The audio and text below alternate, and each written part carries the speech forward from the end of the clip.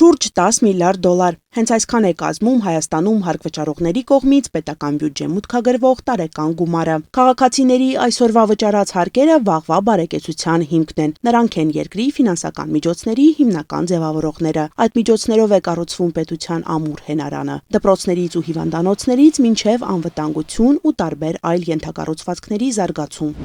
Մարդուն դնում ենք մեր բոլոր փոփոխությունների առանցքում եւ մարդ ասելով իհարկե առաջին հերթին նկատի ունենք ձեզ հարկվճարողներին ու ամբողջությամբ մեր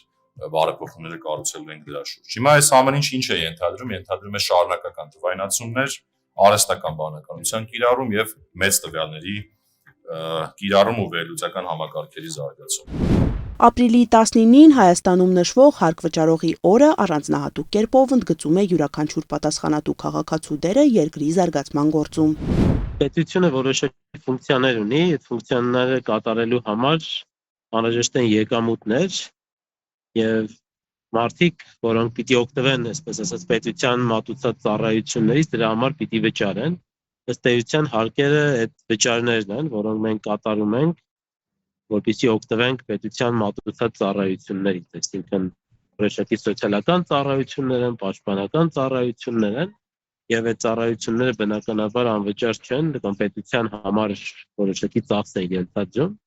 Հետևաբար մենք որպես այդպեսին պիտի դրա համար վճարենք,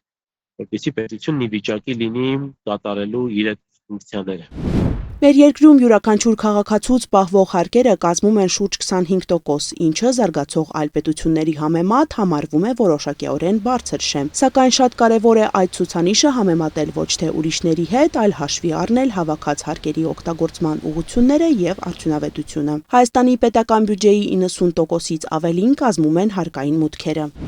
Հարկային բեռը որոշակիորեն տնտեսական աճը զսպող կամ խթանող ֆունկցիաներ կարող է ունենալ։ Այս առումով այսինքն շատ բարձր հարկային բեռը կարող է սկսի զսպել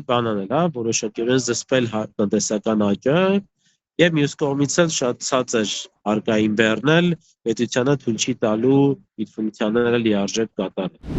Հարկերի վճարումից խուսափելը Հայաստանում քրեորեն պատժելի է, չնայած որ վերջին տարիներին քաղաքացիների պատասխանատվությունն այդ հարցում ավելացել է։ Այս աշխարհում անխուսափելի են միայն մահն ու հարկերը, կեսկատակ կեսլուրջ ժամանակին ասել է Բենջամին Ֆրանկլինը։ Սակայն ինչպես ասում են, հարկերից խուսափել պետք չէ, դրանից է կախված երկրի վաղվա կայուն եւ բարեկեցիկ օրը։ Անի Գրիգորյան, Սյունիք լուրեր։